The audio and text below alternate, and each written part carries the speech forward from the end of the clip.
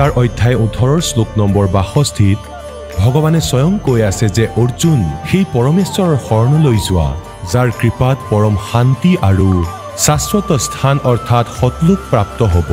সেই পৰমেশ্বৰ কোন হয়, ক'ত আছে, কেনেকুৱা জানিবৰ কাৰণে নিশ্চয় শুনক জগতগুৰু তত্ত্বদৰ্শী সন্ত ৰামপাল দেৱ মহাৰাজৰ অমৃত বচন সৰ্বপবিত্ৰ ধৰ্ম পবিত্ৰ শাস্ত্ৰৰ আধাৰত। আপুনি সেয়া লুকাই আছে। তেতিয়া তেওঁ ক'লে সুখদেৱে যে মোক ভগৱানে তাত এই কাৰণে থাকিবলৈ নিদিলে কাৰণ মোৰ গুৰু নাই। গতিকে এই কথাত সকলো তাতে ক্ষুব্ধ হৈ গ'ল। যিসকল ঋষি তাতে বহি আছিলে, সন্ত দেৱতা ক'বলৈ ধৰিলে, মহাত্মাদেৱ আমি আপোনাকতো যথেষ্ট বিদ্বান পুৰুষ বুলি মানিছিলোঁ আৰু আজিলৈকে আপুনি গুৰু বনোৱা নাই। আপুনিতো জীৱন হেৰাই পেলালে আৰু এয়া দুদিনৰ জীৱন হয়, পুনৰ গাধৰ জনীত যাব। এয়া আগৰ জন্মৰ পুণ্য তোমাৰ লগত, যাৰ কাৰণে তুমি আকাশত উৰিব পাৰা। আমিতো ভাবিছিলোঁ আপুনি গুৰু বনাই ৰাখিছে। আপুনিতো মৰ্যাদাহীন হয় আৰু এতিয়াৰ পৰা ইয়াতো আপোনাৰ এলাউড নাই। নিগুৰুসকলৰ ইয়াতো এলাউড নাই। এতিয়া তেওঁ ক'বলৈ ধৰিলে যে কথাটো আপোনালোকৰ সঠিক, কিন্তু পৰমাত্মাই মোক আন এটা কথাও ক'লে। কি ক'লে? যে ৰজা জনকক গুৰু বনোৱা। ৰাজা জনক গৃহস্থী বাই আৰু কেছে শীষ নেৱাও যাই। এতিয়া অহংকাৰ ৰূপী ৰাক্ষস আগুৱাই গ'ল আৰু ক'লে যে ৰজা জনকটো এজন গৃহস্থ থকা মানুহ। সুখদেৱ বোলে উলচল বিবেকা और मन स्त्री का वो नहीं देखा राजा जलक गृहस्थी बाई আৰু কেছে শীষ নেৱাও যাই। কাৰণ যদি গুৰু বনোৱা হয় তেন্তে দণ্ডবত প্ৰণামো কৰিব লাগিব। এই অহংকাৰ ৰূপী ৰাক্ষস তেওঁৰ ভিতৰত আকৌ সোমাই আছিল আৰু সেই ঋষি যথেষ্ট বুদ্ধিমান আছিল, বুদ্ধিমান ব্যক্তি। ক'বলৈ ধৰিলে সুখদেৱ, যেতিয়া পৰমাত্মাই আদেশ দিছে আকৌ এইবোৰ কথা কৈ কি লাভ? অথবা তুমি ভগৱানক নিবিচাৰা, আৱৰ্জনা বিচৰা কেৱল। যেতিয়া আদেশেই ভগৱানৰ হয়, যে তেওঁ গুৰু বনালেহে তুমি ইয়ালৈ আহিব পাৰিবা, তেন্তে এয়া কিহৰ খেলি মেলি? কৰিব নিবিচাৰা যদি নিজৰ মতে কৰা, খোৱা ধাক্কা। এতিয়া বিবশ হৈ গ'ল আৰু পুনৰ আহি গ'ল, নিজৰ পিতৃৰ ওচৰলৈ গ'ল। নহ'লেতো তেওঁৰ চেহেৰাও দেখা নাছিলে নিজৰ পিতা ব্যাসৰ, কাৰণ গৰ্ভত তেওঁৰ জ্ঞান থাকে প্ৰাণীৰ যে মই আগলৈ গৈ কেনেকুৱা দুখ পাম। আৰু ইয়াৰ আগতে ব্ৰহ্মা বিষ্ণু মহেশক বচনবদ্ধ কৰি লৈছিলে মাতৃগৰ্ভৰ বাহিৰত অহাৰ আগতেই, নহ'লেতো 12 বৰ্ষ ষ্ট্ৰাইক কৰি দিলে তেওঁ বাহিৰত নাহিলে মাতৃগৰ্ভৰ পৰা। তেতিয়া ব্ৰহ্মা বিষ্ণু মহেশে তেওঁক ক'লে, ভাই এয়া নতুন বিবাদ আৰম্ভ নকৰিবা, তুমি বাহিৰলৈ আহা। আৰু সকলো মাতৃয়ে 12 বৰ্ষলৈকে নিজৰ সন্তানক পেটত ৰাখিলে যথেষ্ট সমস্যাৰ সৃষ্টি হ'ব, তুমি বাহিৰলৈ আহা। তেতিয়া তেওঁ ক'লে যে এটা চৰ্ততহে আহিব পাৰোঁ, আপুনি মোক এই ইনজেকশ্যন নলগাব, এই ইনজেকশ্যন নলগাব, এয়া নিজৰ ত্ৰিগুণময়ী মায়াত বন্ধ কৰিব। মই বাহিৰত আহিম তেতিয়ালৈকে। তেতিয়া তেওঁ ক'বলৈ ধৰিলে, ভাই ইমান দেৰিলৈকেতো আমিও ৰাখিব নোৱাৰোঁ তেওঁক, কাৰণ আমাৰ দ্বাৰা সম্ভৱ নহয়, আমাকতো এনেকৈয়ে ৰচি ৰাখিছে। কিন্তু আমি ইমান দেৰি এই অৰ্থাৎ ফ্ৰিকশ্যন অফ ছেকেণ্ড ৰাখিব পাৰোঁ, ইয়াতকৈ বেছি সম্ভৱ নহয় আমাৰ এই প্ৰেছাৰ ধৰি ৰখাৰ। তেতিয়া তেওঁ ক'লে যে আপুনি এইখিনি সময় ৰাখি দিয়ক।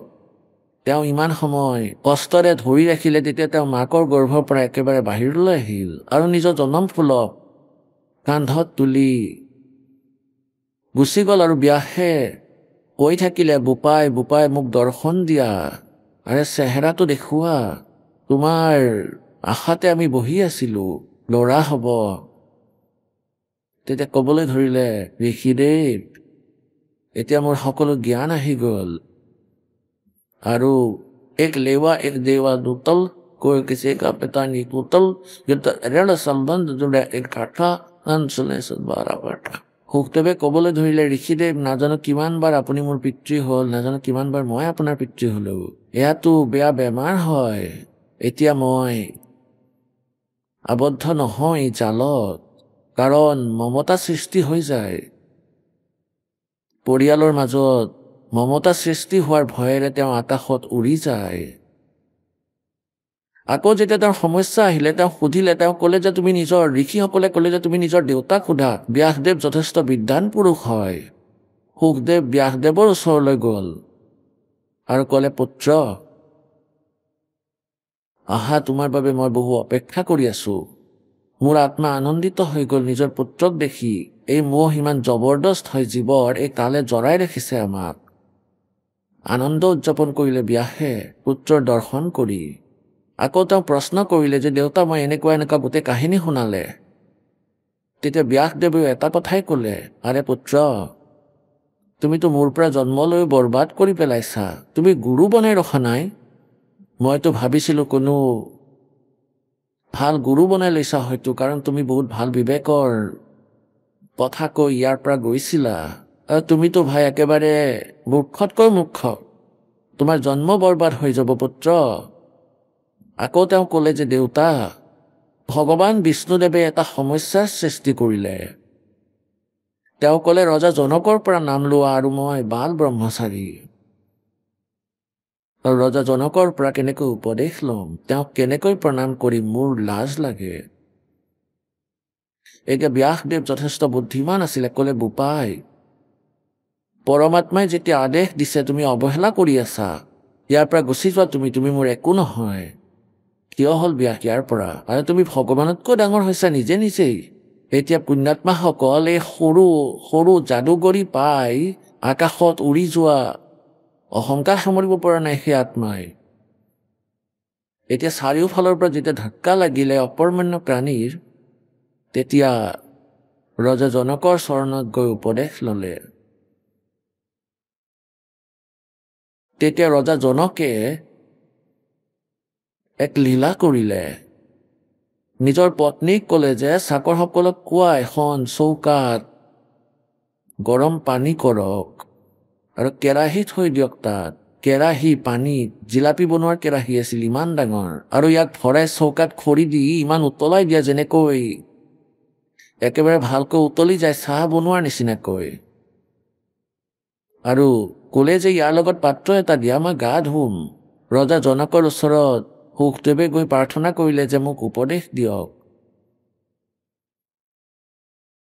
ৰজা জনকে প্ৰথমেতো ধেমালি বুলি ভাবিলে, কিন্তু পাছত তেওঁৰ চকুত পানী দেখিলে। তেতিয়া মানি গ'ল যে হয়, তেওঁৰ বুদ্ধিত ঠিকনাত আহিছে।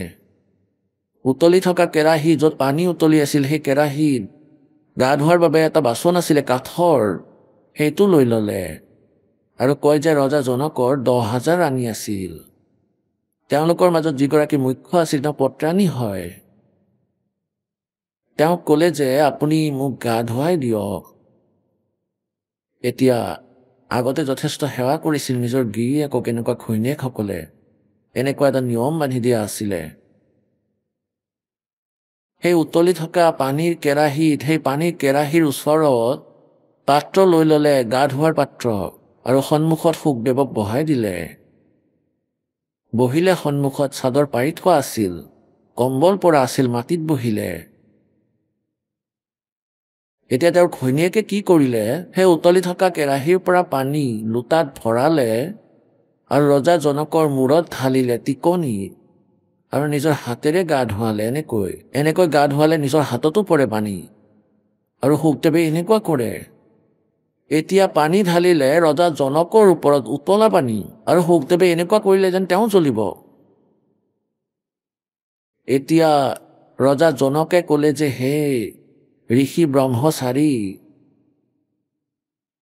মোৰ গা ধোৱাৰ পিছত মোৰ শৰীৰত যি পানী ঢালি থকা হৈছে, আৰু এয়া বৈ বৈ তলৰ নলাৰে গৈ আছে, নলাৰে। ব্যাসৰ পুত্ৰ, এই মোৰ গা ধোৱাৰ পিছত যি পানীয়ে নলা দি গৈ আছে, তুমি ইয়াতে আঙুলি সোমাই দেখুৱাই দিয়া। মই মানি ল'ম তুমি কেনেকুৱা বাল ব্ৰহ্মচাৰী আৰু সিদ্ধ পুৰুষ। তেওঁ ক'লে, না, মই নিদিওঁ। মোৰতো গোটেই আঙুলি জ্বলি যাব, ইমান গৰম পানী। অৰ্থাৎ গা ধোৱাৰ পিছত শৰীৰত ঢলা পানী প্ৰায় 40% ঠাণ্ডা হৈ যায়, আৰু সেয়া তাৰ পৰা গৈ নলাৰে বৈ গৈ আছে, আৰু ইয়াৰে ভাপ ওলাই আছে।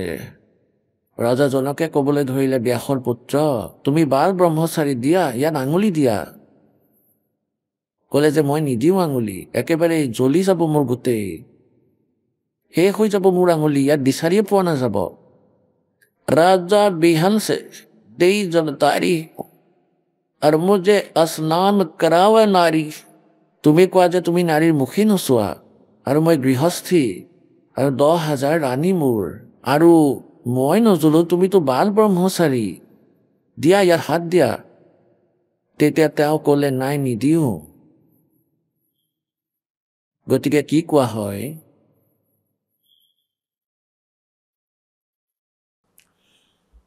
कि इंद्री कर्म लगाओ किसके जैसे जिह्वा लेप नहीं मधुरस के ऐसा योग कमाया पुता क्या हुआ जो इंद्री धूता पुण्यात्माসকল যিকোনো মহাপুৰুষক আপোনালোকে চাই ল'ব পাৰে যেনেকৈ আমি ৰামকৃষ্ণ ভগৱান মানুহেও গৃহস্থী আছিলে কিন্তু আমাৰ বুদ্ধি এই নকল সন্তৰ হাতত বিক্ৰী হৈ গ'ল এওঁলোকে আমাক যিয়েই কৈ নুশুনাই কিয় আমি তাকে ফাইনেল মানি লওঁ আৰু ইয়াৰ ওপৰত আধাৰিত হৈ নিজৰ জীৱনক নষ্ট কৰিবলৈ আৰম্ভ কৰোঁ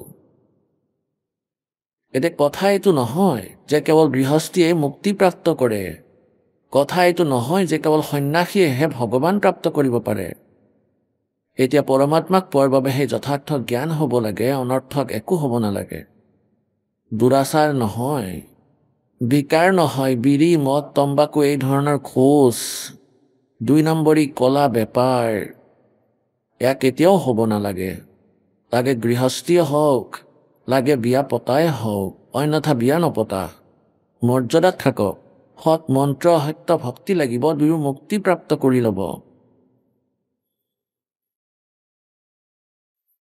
পুণ্যাত্মাসকল এতিয়া শুকদেৱ ঋষিৰ কিমান বৈৰাগ্য আছিলে ৰজা জনকক গুৰু বনালে কিন্তু মুক্তি নাপালে দুয়ো গুৰু শিষ্য স্বৰ্গলৈ গ'ল আৰু যেতিয়া এওঁলোকৰ স্বৰ্গৰ সময় শেষ হ'ব গুৰুজীটো আহিলেই এতিয়া কিছুদিন পিছত শিষ্যও আহি যাব গুৰুজী কোন আছিলে ৰজা জনক তেওঁ ৰজা অমৃত আছিলে সত্য যুগৰ আৰু সেই আত্মাই আকৌ নানকদেৱ হ'ল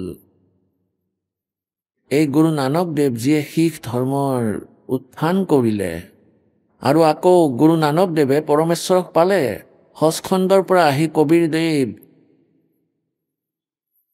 এই ধানক শিপিনী তেতিয়া নানকদেৱ সেই আত্মাৰ কল্যাণ হ'ল যিজন সৎযুগত ৰজা অমৃত আছিলে বহুত ভাল সাধক আছিলে আৰু ৰজা জনক আছিলে যাক সীতাৰ পালক পিতা বুলি জানিছিলে সেই আত্মা আকৌ নানকদেৱ হ'ল আকৌ নানকদেৱৰ কল্যাণ তেতিয়া হ'ল যেতিয়া পৰমাত্মাৰ যথাৰ্থ ভক্তিপ্ৰাপ্ত হ'ল এতিয়া এই দাসে আপোনালোকক ক'ত আৰু কি বুজাব বিচাৰিছে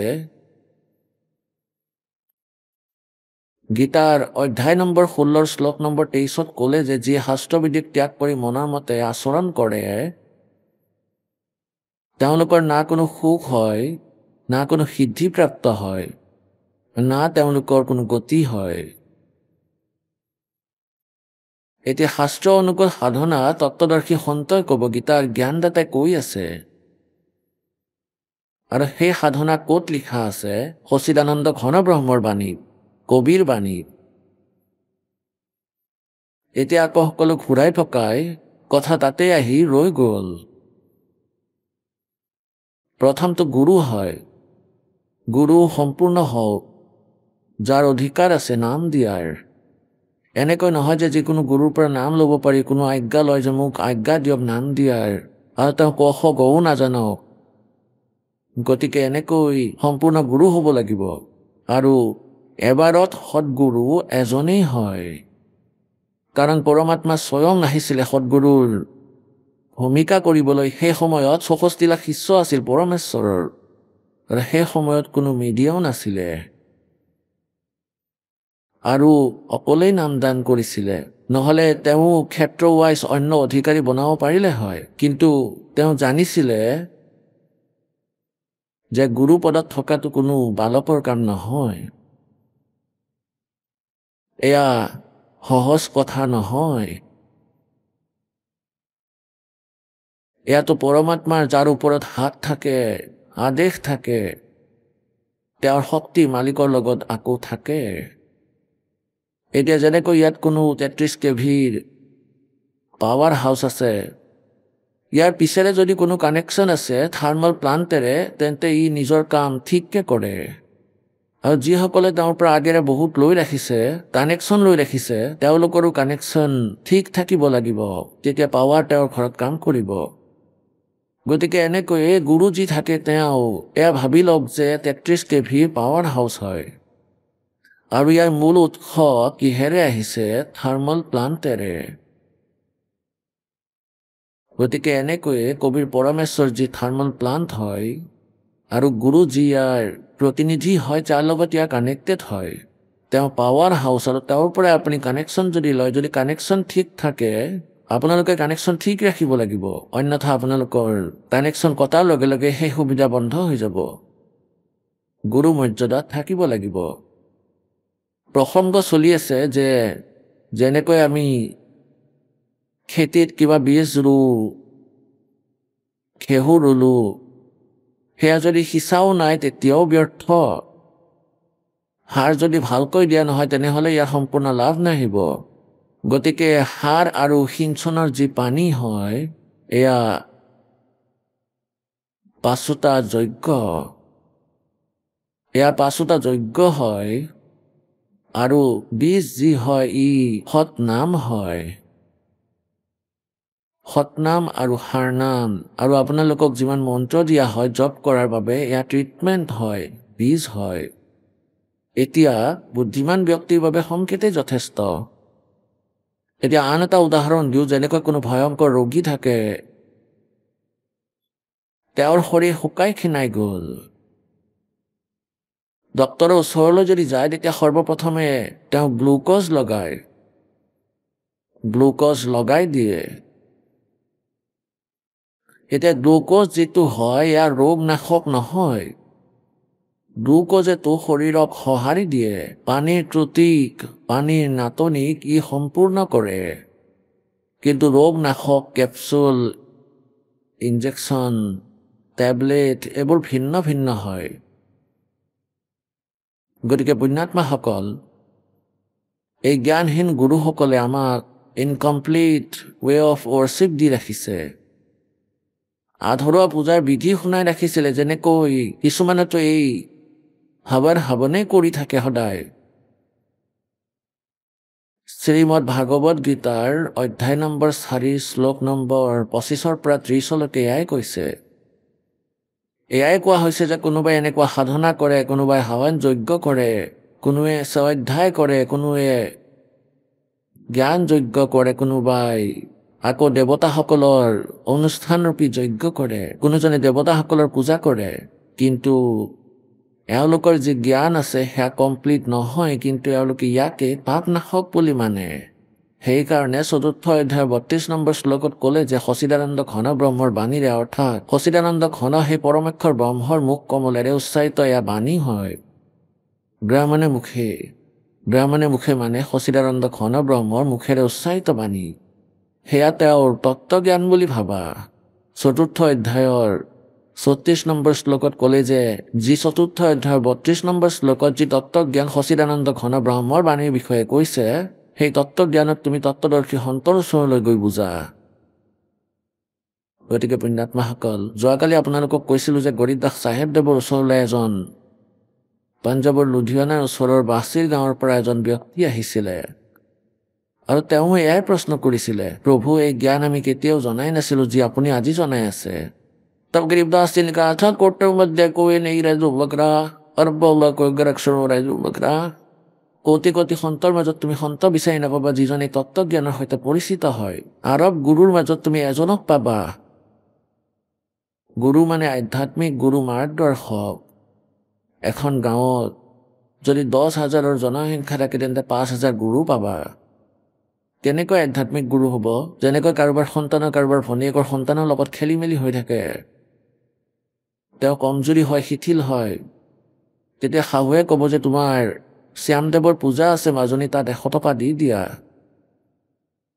চুবুৰীৰে এজনী আহি ক'ব যে বাহিৰৰ ফুটনি শিকি এটা আগ কৰা তৃতীয়জনীয়ে আহি ক'ব যে ঘৰৰে কুল দেৱতাৰ প্ৰকোপ এয়া তেওঁকো কিবা দিয়া চতুৰ্থজনীয়ে পৰামৰ্শ দিব যে আলি দুমোজাত মিঠাইৰ টোপোলা এটাত থৈ আহিবা আৰু 5 নম্বৰ জনীয়ে ক'ব যে কাণত এটা ফুট দিয়া তাৰ নজৰ লাগিছে ক'ৰবাত, অৰ্থাৎ এখন গাঁৱত 5,000 গুৰু পাবা আৰু সকলোৱে বেবেৰী বাং বকিব। কোনোৱে হনুমান দেৱৰ পূজা, কোনোৱে শ্যামৰ পূজা, কোনোৱে কৃষ্ণৰ, কোনোৱে বিষ্ণুৰ, কোনোৱে শংকৰৰ, কোনোৱে ভৈৰৱ ভূতৰ কথা ক'ব। কোনো এজন দুজনৰ ব্ৰহ্মলৈকে বুদ্ধি যায়। আৰু এই গীতাৰ জ্ঞানদাতাই কয় 7वें अध्याय के 19वें श्लोक में कि बहु नाम जन्मानाम अन्ते ज्ञानवान माम पर्वते। বহু জন্মৰ পিছত কোনো জ্ঞানী ব্যক্তিয়ে মোৰ ব্ৰহ্মলৈকে সাধনা কৰে, অন্যথা আন দেৱতাসকলৰ লগতে লাগি থাকে।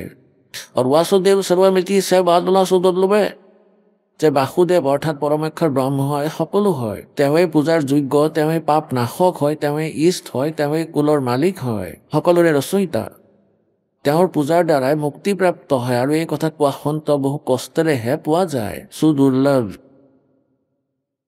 और वही गरीबदास जी कह रहे कोटों मध्य कोई नहीं रह जो बकरा, अरबों में कोई वृक्ष लो रह जो बकरा, तत्व भेद कोई ना कह रह झूमकरा, ये पैसे ऊपर नाच सुनो राई झूमकरा। এখন গাঁৱত এজন পণ্ডিতে কথা ৰাখিছিলে আৰু 30 দিনৰ বাবে ৰাখিছিলে লুফিটোৱে যে সদায় 10 টকাকে আহিলেও 300 হৈ যাব। ৰূপৰ টকা আহিছিলে। তেতিয়া পূৰ্ণিমাৰ 20 দিনা আৰম্ভ কৰিলে। এমাহৰ বাবে ৰাখি দিছিলে, পূৰ্ণিমাত ভোগ লগাম প্ৰতিপদৰ পৰা। এতিয়া কি হ'ল, তেওঁৰ কথাৰ সামৰণিৰ দিনটোতেই গাঁৱৰ 4-5 জন ব্যক্তি একত্ৰিত হ'ল যে ভাই কালি সামৰণি পৰিব আৰু গাঁৱৰ মানুহ তালৈ যাব আৰু ব্ৰাহ্মণক পইচা দিব। গতিকে তেওঁলোকে কি কৰিলে, এগৰাকী ডান্সাৰ লৈ আহিলে দিল্লীৰ পৰা। তেওঁৰ নাম চম্পাকলি আছিল আৰু কৈ দিলে যে ভাই কালি 10 বজাত ডান্স হ'ব। 10 বজাতে সামৰণি পৰিব লগা আছিল পণ্ডিতৰ কথাৰ। এতিয়া তাতে গোটেই গাঁৱটো তালৈ গুচি গ'ল সেই ডান্সাৰ চাবলৈ। পণ্ডিতেতো দানত মাত্ৰ 30 টকাহে পালে আৰু সেই ডান্সাৰে পালে 500 টকাৰ ওপৰ, ফটাফট। এতিয়া যেতিয়া সেই পণ্ডিতে গম পালে যে চম্পাকলি 500 টকা লৈ গ'ল, তেওঁৰতো অসুবিধা হৈ গ'ল। তাৰ পৰা গুচি গ'ল মুখ উফন্দাই। আৰু বাটত তেওঁ গম পালে যে তাতে এজন সন্ত থাকে, গৰীব দাসদেৱ, যি বহুত ভাল সন্ত হয়। তেওঁ ভাবিলে যে ঠিক আছে তেওঁক লগে কৰোঁ, তেতিয়া নিজৰ দুখ পাতল কৰিম আৰু কম যে এনেকুৱা ডাঙৰ সমস্যাত পৰিছোঁ, সংসাৰটো কলিযুগ হৈ গ'ল, এনেকুৱা হ'ল। কিন্তু তাত যেতিয়া গৰীব দাসদেৱৰ ওচৰ গৈ পালে, তেওঁৰ মুখেই নুখুলিল আৰু ক'বলৈ ধৰিলে। তেওঁ ক'ব নোৱাৰিলে যে কি কাৰণ হয়, মাত্ৰ ক'লে যে জুই লাগি গৈছে জনতাসকলৰ মাজত, নাশ হৈ গ'ল, ঘোৰ কলিযুগ আহি গ'ল, একেবাৰে বৰ বেয়া অৱস্থা হৈছে সংসাৰৰ। এতিয়া সেই গৰীব দাসদেৱৰ ওচৰত গাঁৱৰ 5-7 জন ভকত বহি আছিলে, কিছু বাহিৰৰ পৰাও আহিছিল। বহি আছিলে 10-5 জন সন্ত, গৃহস্থী আছিলে গৰীব দাসদেৱৰো, তেওঁ ঘৰত বহি আছিলে। এতিয়া সেই দ্বিতীয় ভকতে ক'বলৈ ধৰিলে পণ্ডিতদেৱে কিয় দুখ কৰি আছে, গুৰুদেৱ তাৰ কি আপত্তি আহিছে, কিয় ইমান খং কৰিছে। अब गरीबदास जी कहने लगे भाई फूटी ज्ञान विवेक की, अंधा है जगदीश, और भाई चंपाकली को 500 और मणि राम को 30। त्यामुळे এইটো অসুবিধা হৈ আছে। এতিয়াতো মুখৰ ফালে চালে সেই পণ্ডিতজনৰ নাম মণিৰাম আছিলে। এতিয়া তেখেতৰ ফালে চালে যে তেওঁ কেনেকৈ গম পালে যে মোৰ অসুবিধা কি হৈছে, মইতো একো উল্লেখো কৰা নাই। চৰণত পৰিলে। তেতিয়া গৰীব দাসদেৱে ক'বলৈ ধৰিলে যে ভাই তুমি বেলেগকতো এনেকুৱা ক'ব পাৰা যে পৃথিৱী নষ্ট হৈ গ'ল, তুমি কি কৰি আছা, নিজৰ অন্তঃকৰণত গৈ চোৱা পণ্ডিতজী।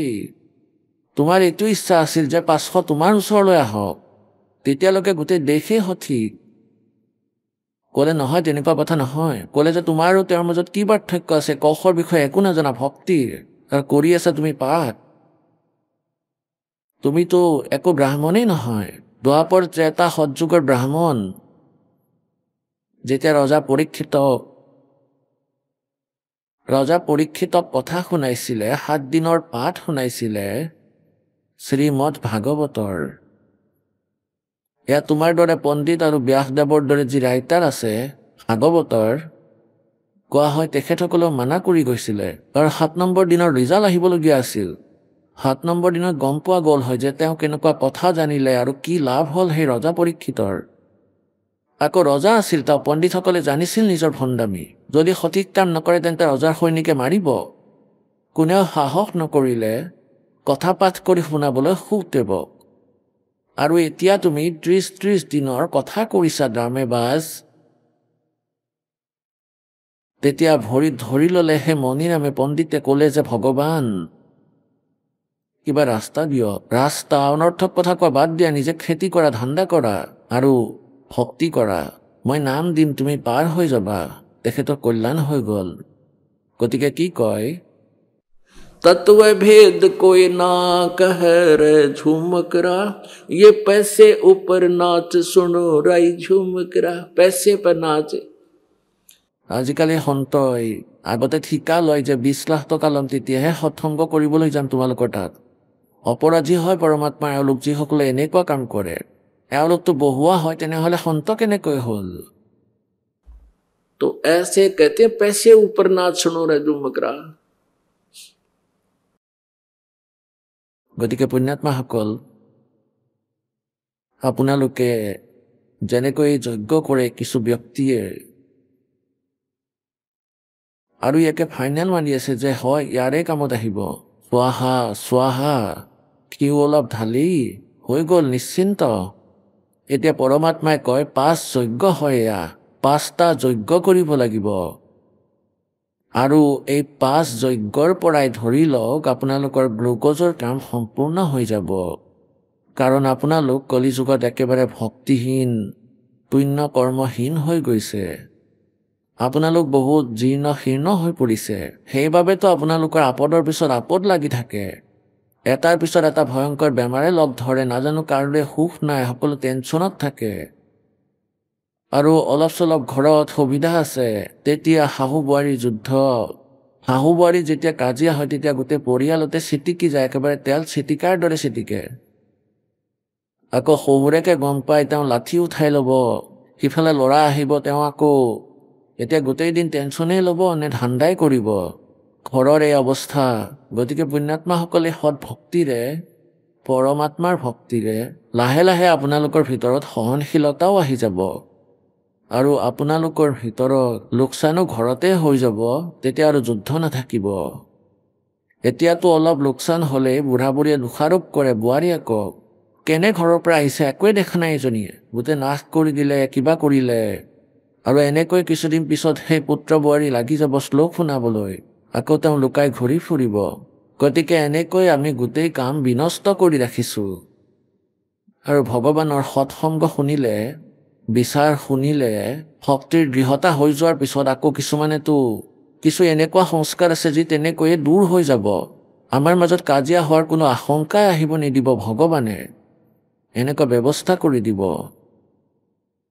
গতিকে পুণ্যাত্মাসকল, এজন ভকতে কৈছিলে যে ময়ো নাম লৈ ৰাখিছোঁ, মোৰ মায়েও নাম লৈছে, মোৰ পত্নী, মোৰ কেঁচুৱা, কিন্তু দেউতাই লোৱা নাই। আৰু এনেকৈয়ে মই ঘৰত গ'লোঁ, মোৰ পত্নীয়ে কিবা কিবি ক'লে আৰু মায়ে এনেকুৱা ক'লে তেনেকুৱা ক'লে। আৰু 1 বৰ্ষ হৈ গ'ল আমি নাম লোৱাৰ, উপদেশ লোৱাৰ আপোনাৰ পৰা। গতিকে মই ক্ৰোধিত হৈ খং কৰি গ'লোঁ যে মাত আজি ধমক দিম। এনেতে এজন ব্যক্তি আহিল আৰু ক'লে যে ভগত ঠিকে আছেনে? তেওঁ এনেকৈ ভগত বুলি ক'লে মোৰতো গোটেই খং নাইকিয়া হৈ গ'ল। আৰু ওলোটাই হৈ গ'ল যে মাক এইবোৰ কোৱাটো একেবাৰে মহাপাপ হয়। আৰু কি ক'ব মানুহে যে ভগত হৈ কাজিয়া কৰিছোঁ, অৰ্থাৎ মালিকে কিছুমান এনেকুৱা ব্যৱস্থা সৃষ্টি কৰি পেলাব। আৰু অন্তঃকৰণত, কাৰণ এবাৰ ভুল হৈ গ'লে তেওঁ আকৌ লগে লগে মনত পেলাই দিয়ে। আমাৰ যি ভক্তিৰ শক্তি আছে, আমাক সেই দুষ্কৰ্মেৰে, সেই হানিৰে একেবাৰে চিধা ব্ৰেক লগাই দিয়ে, একেবাৰে 4x4। আৰু গাঁতৰ পৰা ওলাই লৈ যাব য'ত আমি পৰিব খুজিছিলোঁ। গতিকে পুণ্যাত্মাসকল, এটা সময়ৰ কথা, এজনী বুঢ়ীয়ে খুব কাজিয়া কৰিছিলে নিজৰ পুত্ৰ বোৱাৰীয়েকৰ লগত। সৰু সৰু কথাত পানীৰ গ্লাছো যদি উৰি যায়, নাজানো কি কি শ্লোক শুনাইছিলে। এদিন মালিকৰ দয়া হ'ল, এজন প্ৰতিবেশী আহিল, অৰ্থাৎ তেখেতৰ লগৰে কোনো মিত্ৰ। তেখেত সৎসংগলৈ যায়। তেখেতে সেই বৃদ্ধাগৰাকীক ক'লে যে আহা সৎসংগলৈ যাওঁ। এবাৰ দুবাৰতো তেওঁ মানা কৰি দিছিলে, কিন্তু তৃতীয় দিনা তেওঁ গুচি গৈছিলে তেওঁৰ লগত। এতিয়া সৎসংগত কয় চাবোন আৰু পানী থাকিলে, আৰু যদি কাপোৰ চাফা কৰিব লাগে আৰু মানুহজনো ভাল হয়, তেন্তেতো চাফা হ'বই হ'ব। সৎসংগই চাবোন আৰু পানীৰো কাম কৰে। অন্তঃকৰণ ৰূপী এই কাপোৰক ধোৱাৰ বাবে ভিতৰৰ পৰা মলি উলিয়াই দিয়ে। এতিয়া সেই বৃদ্ধাগৰাকীয়ে সৎসংগ শুনিলে আৰু লাহে লাহে ৰঙতে ৰঙীন হ'ল, বহুত শান্তি প্ৰাপ্ত কৰিলে। কাৰণ আমি যেতিয়ালৈকে এই বিচাৰ নুশুনো তেতিয়ালৈকে আমি তাতেই নিজৰ মাজতে যি ৰামায়ণ চলি থাকে তাকেই শুনি থাকোঁ। যেনেকৈ এগৰাকী ভগ্নী আন এখন ঘৰলৈ গুচি গ'ল, তেওঁলোকে ক'ব যে আমাৰ বোৱাৰীয়ে এনেকুৱা কৰি আছে, তেওঁ এনেকুৱা কৰে, তেওঁ এনেকুৱা কৰে, আৰু তেতিয়াই তেওঁ নিজৰটো আৰম্ভ কৰি দিব, আমাৰো এনেকুৱাই। আৰু এই কথাটোৱে গৈ শাহু বোৱাৰীৰ মাজত কাজিয়া লগাব, আৰু তেওঁ লাঠি উঠাই ক'ব যে তই এনেকুৱা কৰিছ। আকৌ 100টা মিছা ক'ব বৃদ্ধাই যে মই এনেকুৱা পোৱা নাই। আকৌ তেওঁ মিছা শপত খাব। গতিকে এনেকুৱা অনৰ্থক কথা নকৈ সৎসংগলৈ আহক আৰু আকৌ সৎসংগৰ চৰ্চা কৰক। বহুত পাৰ্থক্য আহি যায়। গতিকে এদিন কি হ'ল,